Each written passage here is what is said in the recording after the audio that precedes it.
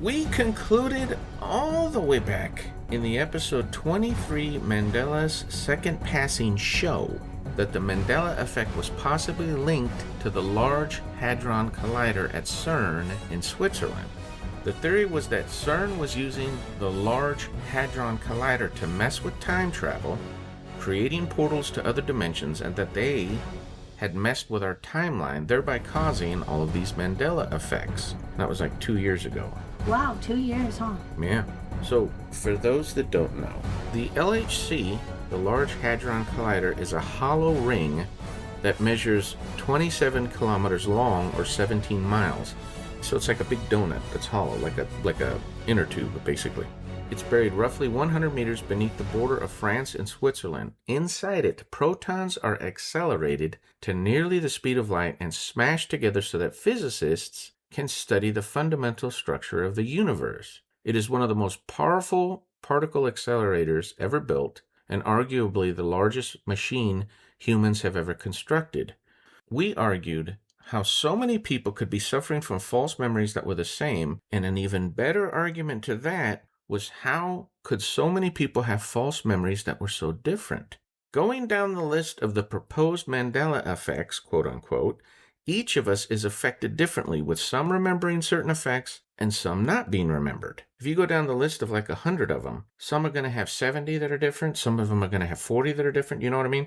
Right. It affects each individual differently, so there's really no way to collect how many people are yay or nay on it.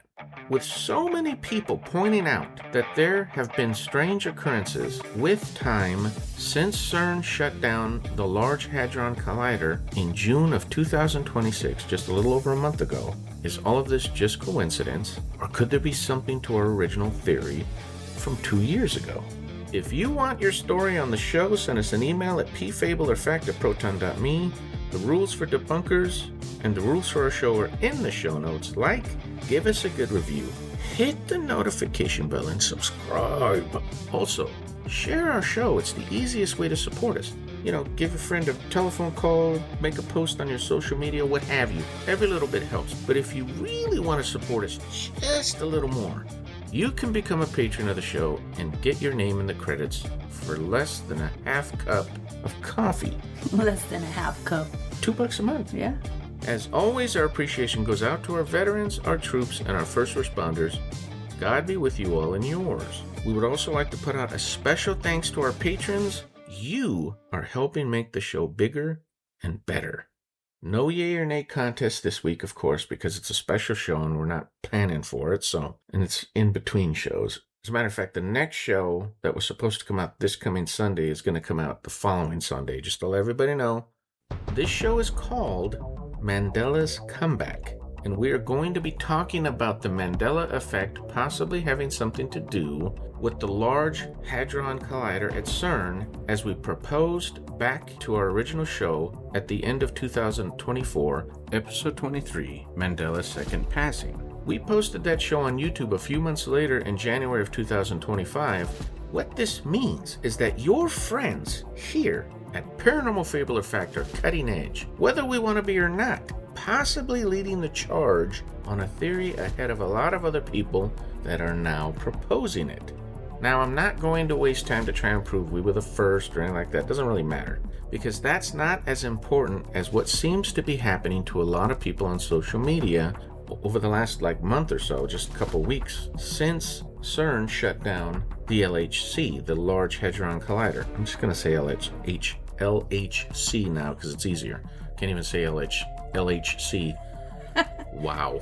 Anyway, on Saturday, June 27th, 2026 at 6 in the morning, LHC operators dumped the final beams, and the accelerator's public dashboard, known as Page 1, displayed a farewell to collisions. On Monday, June 29th, the machine was officially switched off, and crews began locking down its electrical circuits that same afternoon.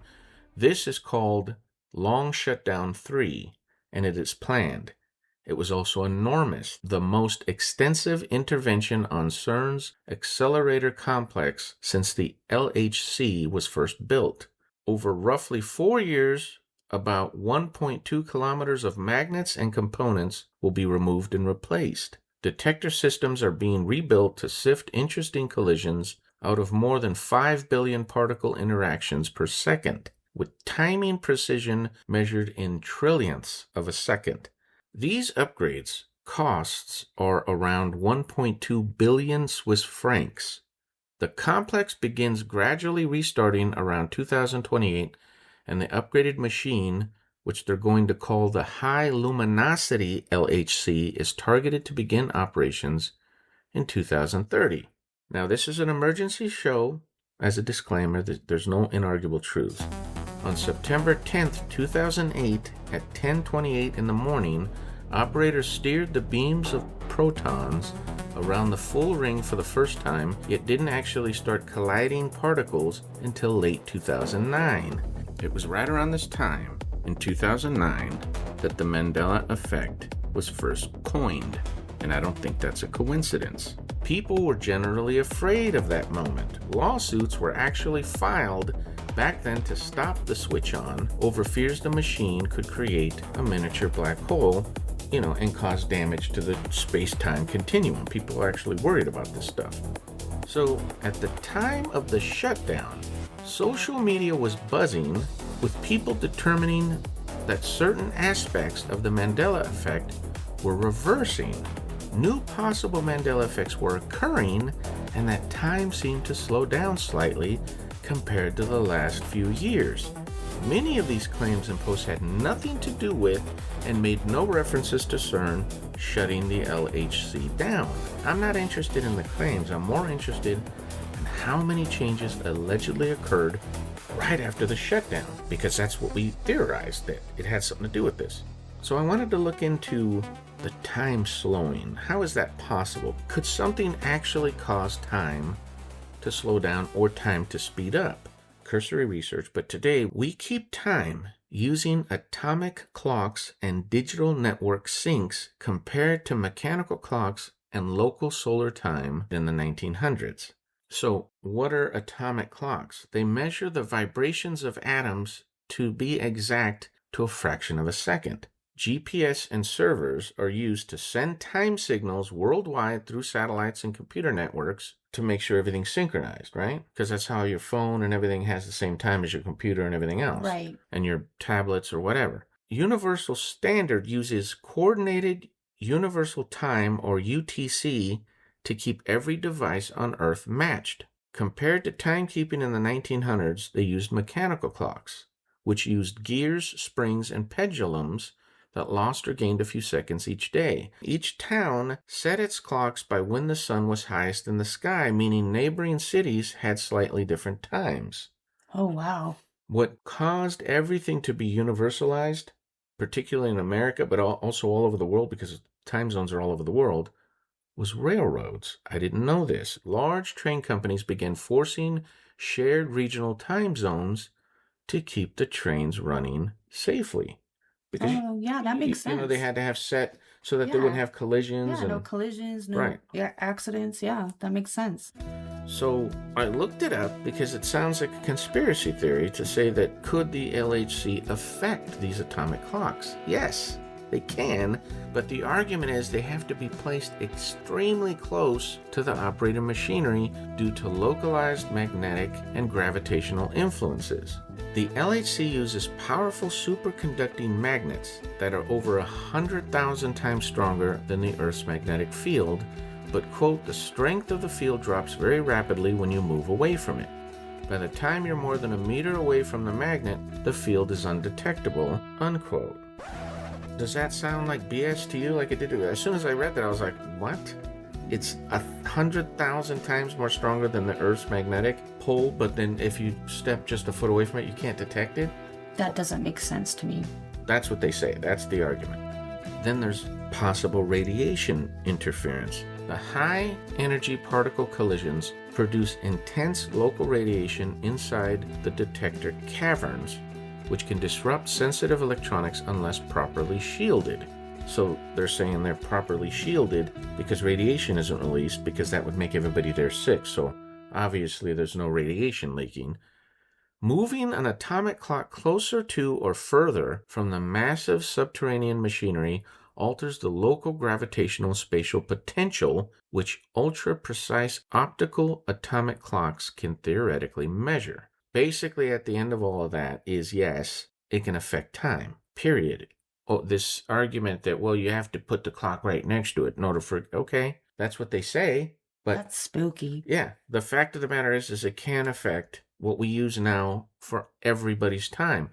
Just think about a second or two a day. In other words, if we're using one huge atomic clock, right, to measure the time for the entire world, if they're using something like that, or they're using a series of them, what is making sure that those atomic clocks are all accurate? Yeah. Let's say there's 10 around the world. If all 10 of them are affected by this thing, maybe people are noticing this. Maybe people are, man, this week went by so quick. You see what I mean? Yeah. Well, that month just flew by. Yeah. And that's been happening. Yeah, it has. In fact, you can look online. There's been people that have been talking about this stuff. Well, anyway, I wanted to know, could an atomic clock be heavily affected by a mini black hole or a singularity? And the answer was yes, absolutely. Gravitational time dilation, extreme tidal forces, and physical destruction is how it would be affected. Time dilation. This is basically the strong gravity that bends space-time, causing the clock to tick slower relative to a distant observer. To the clock itself, time would pass normally. So, possible? If they're opening black holes and stuff, could it be affecting time? Yes. Bottom line, yes. And I know you got to put on your tinfoil hat and stretch it, but it's a resounding yes on both counts. Could they affect it just by doing the particle acceleration? Yes. Could they affect it by opening possible portals and messing with black holes? Yes. So moving on to some of the new Mandela effects, I didn't want to go too far into them. The main ones is what we're going to be talking about. One of the newer ones, and it might not be new, I don't know, I never saw it, and I don't think we talked about it in the original show, episode 23, and this is Risky Business, the movie Risky Business starring Tom Cruise. When he does his famous dance and slides out when his socks and whitey tighties, remember that? Yes. He's wearing a long dress shirt, right? Most people remember him wearing a white long dress shirt and wearing shades. And then he's using the candelabra as a microphone, remember? And he's pretending to sing? Right. Not so anymore. I showed you the picture. He's wearing a pink shirt now, and he's not wearing shades. People are saying, hey, that's a new Mandela effect. Risky Business came out in 1983. In 1986, SNL, Saturday Night Live, did a skit where the comedian was dancing in the White House.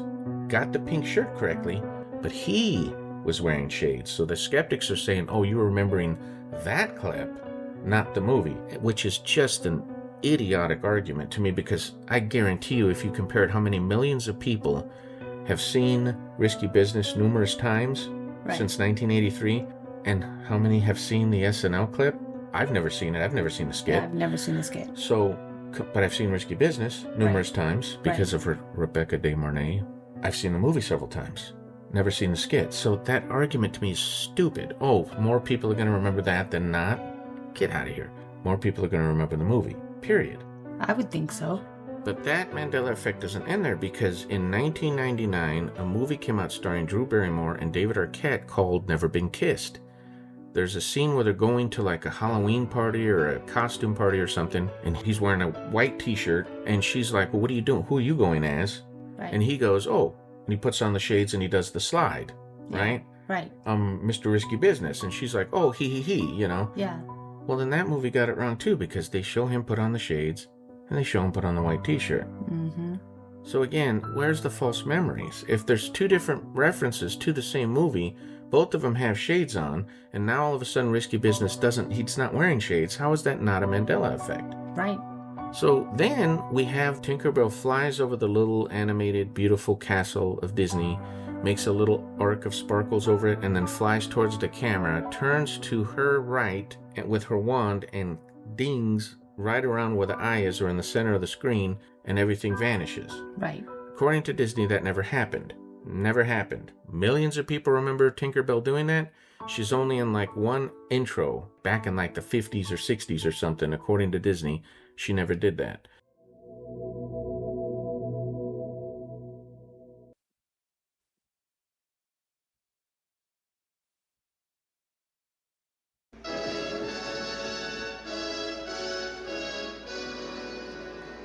Of all Walt Disney's animated classics, the heartfelt story and natural wonders of Bambi seem to touch more people more deeply than any of the fantasy worlds created in his fairy tales.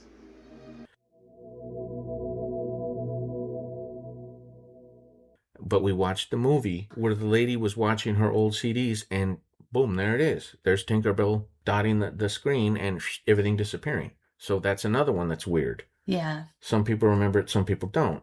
The Laughing Cow is another one. This is it's back east. It's like a dairy thing. Cottage cheese, sour cream, stuff like that. I don't know. They might even make milk. They're not around here so much. Yeah. I think it's from back east. But it's called the Laughing Cow. And people, it's a red cow and it's smiling. People remember it having a nose ring. And there's lots of people going, where'd the nose ring go? And some people are like, well, no, it never had a nose ring. But that's a newer Mandela effect that I never heard of before. Wow. And that's just another one.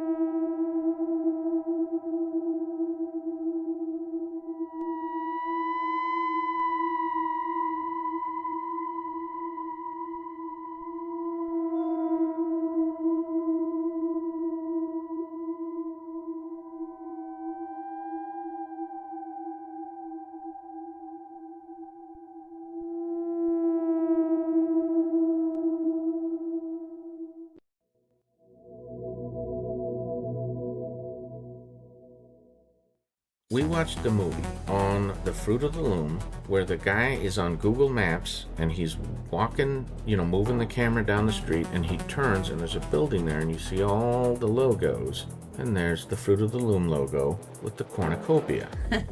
Kind of hard to fake Google Maps. Yeah. And it's recent. I think he did it in 2026, just this year. Wow. So, but Fruit of the Loom still insists never had a cornucopia. Okay, well then there's more evidence. Nope. People are like, well, maybe he faked it. Well, maybe he did, but it's just weird. Yeah. But that's just some of the Mandela effects that they're saying are reversing or whatever. It's just weird stuff is going on. Another weird thing that happened, and I think it's very strange, that it happened on June 30th, 2025, less than 1 year before CERN was shut down. Yeah. And it was a match during the Canadian Open between Gabriel Diallo and Matteo Giante. Now they say this has happened before, but the tennis ball goes through the net. They actually paused the match because, I don't know which one it is because I'm not a tennis watcher, but one of them challenges it and says, hey, it went through the net. And they said, oh, it's faulty stitching. Oh, it hit it just extremely and caused it to stretch. And you don't see any of that. Yeah. The ball never slows down. No. It just goes right through the net as though it phased through it or something. It's Right. the weirdest thing.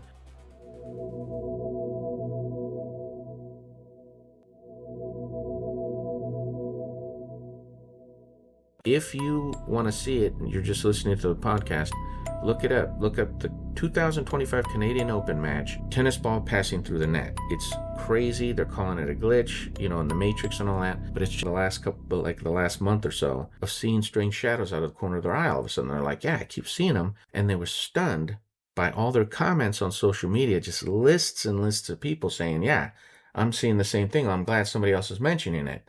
And people are tripping out about it. That's spooky too. Yeah, it was a little spike in the, in the social media or whatever of being viral or what have you. Very odd. So then we get to the most important part of the show. And this was a video you watched with me of the lady. Her name is Dr. Astrid Stuckelberger. And she's talking about what the director of CERN, his name is Sergio Bertolucci, and what he had to say about what CERN was doing at the facility. She came out with all of this claims about a year ago, and her interview was picked up by several YouTube channels at the time. This would have been about a year and a half after we did our original show. Because actually CERN is dealing with radionuclear research. Right. It's nuclear research. But it is more than that, because there are lots of physicians, I know some, they're doing very strange experimentation there are beings from portals coming in and out. It's physicists from the CERN who told me this. They've testified to beings coming in and out of portals. Yes, they have apparently in the bottom of the CERN this portal, this door where they are dealing with all the subatomic dimensions. They say there are 17 different dimensions of reality. That's what those physicists say. Some others say there are more dimensions. You know, they had a being, they did not tell me more, who came that doesn't resemble a human. And then they had another one, and they have a proof because they left a scarf. They left a scarf. And now, when you look at what is going on in the CERN, there is a fight from some of the military agencies, intel. They say that there is a fight on time. They're trying to change time.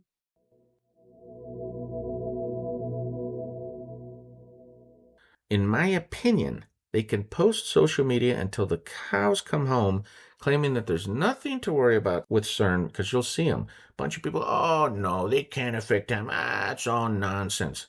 Well, this lady says otherwise, and I think that this is blowing up because people are noticing things like time slips, strange occurrences, and new Mandela effects, and claims that time seemed to be slowing down, making it more and more difficult for them, with a capital T, to cover up. Because remember, they sent out all these experts. Oh, no, nothing to worry about, folks. And they just dismissed all the lawsuits and all the people worrying about it. And they completely explained away the Mandela effects, if you remember, as false memories. But all of a sudden, all this stuff started happening. The Mandela effect was coined in 2009 when CERN was first turned on. As soon as they turned it on, all of a sudden, the lady that coined the term Mandela effect noticed, wait a minute, Mandela's alive again? What happened? Right when they turned it on? Yeah, they are getting nervous. Or something. So all of this could be coincidence. All of it. Maybe we are wearing tinfoil hats. Maybe there's nothing going on. Well, then how do you explain it? And don't give me this false memories crap. We said it in our show all the way back in episode 23. It doesn't make sense. Different people in different ways. And how are we all having false memories on the same thing? Right. What you're talking about at that point is shared memories, and that is a term that is reserved entirely for just the Mandela effect. Does that sound suspicious to you? It should. Now, the logos, people mistaking the logos, okay, hands down, I'm not going to argue that. As a matter of fact, we didn't talk about it when we did that original show, remember? Right. I didn't include the logos because there's video games and stuff that use logos that are similar because they don't want trademark lawsuits and stuff. So you're constantly being shown, especially in the movies and stuff like that. They'll have the logo slightly different. So yes, I can understand how people can falsely remember those logos because they're constantly barraged with logos that aren't exactly accurate to the original logo. Correct. We already conceded that. Yes. But not the memories, not on certain other logos where there was songs, where there was words in the logo. How do you mistake that? Right. Oscar Mayer's one, it was M-E-Y-E-R. We insisted that in the show. We proved that when they said mirror, mirror on the wall, oh, no, she never says that. Never said that at any time. Doesn't say that in the cartoon. We saw it. My niece has a book that has it right in there, mirror, mirror. Yep. And there's a bunch of other ones like that. How do you explain that? It's just odd that all of the CERN and all that just seems like, let me get this. Okay, so what you're saying is this LHC, they're shutting it down to do maintenance, basically. Yeah, they shut it down. Put it back up, and they're gonna revamp it and make it better, and then start it up again. See, that just makes me feel like mankind is trying to be God, and it's scary. Well, there's also rumors going around that in 2030, some massive catastrophe like asteroid hitting the Earth or something, and everybody's going to die, and all this kind of stuff is going on. And then this is going to happen in 2030. And it's funny that they're turning it on in 2030. Yeah, that's crazy. It's all crazy. It's all crazy. It's just... I mean, it could be conspiracy theory. It could be, yeah. All of us wearing the tinfoil hats, but it's just something odd. It is odd. And I think there's too much out there to call it coincidence. When you look at the tennis ball going through the net, phasing through the net, they're like, well, it might, sometimes if you hit it hard enough, it'll cause the holes in the net to stretch. It has happened before. Not like that. Yeah. Not where it phases through the net, like it doesn't even touch the net. Right. The ball doesn't even slow down, like the net isn't even there. No. So how do you explain that? Yeah, that's odd. It just doesn't make any sense. And then you talk about the false memories and the Mandela effects and all this stuff. People talking about seeing shadow creatures, but then you have this doctor coming out and saying that they're bringing stuff through portals, that they're opening up mini black holes, and beings came through the portal into our time. Ooh, Right in sync with people seeing all these weird shadows. It's very that's weird. crazy. Very odd. I don't know. Yeah, and what kind of species are coming through? What's it's going very on? strange. What are Yeah. we talking about? What are we talking about? Exactly. So in conclusion, baby, what do you think about this CERN stuff? It's spooky. Definitely spooky to me. That's it. And I think we're getting a little ahead of ourselves. I think mankind is getting a little ahead of ourselves. I think we're getting close to that flood. That flood coming back to us. You know what I'm saying? The end of mankind is what you're saying? Yeah, it's getting a little scary. I think we deserve a pat on the back because we theorized this stuff way back when. Yeah. Not saying we were the first. We have no evidence that we were the first. Not even going to try to argue that we were the first, but we came up with this theory before a lot of other people. We pointed it out 2.5 years ago. And the reason being is because of the Mandela effect. There's just too many. Yeah.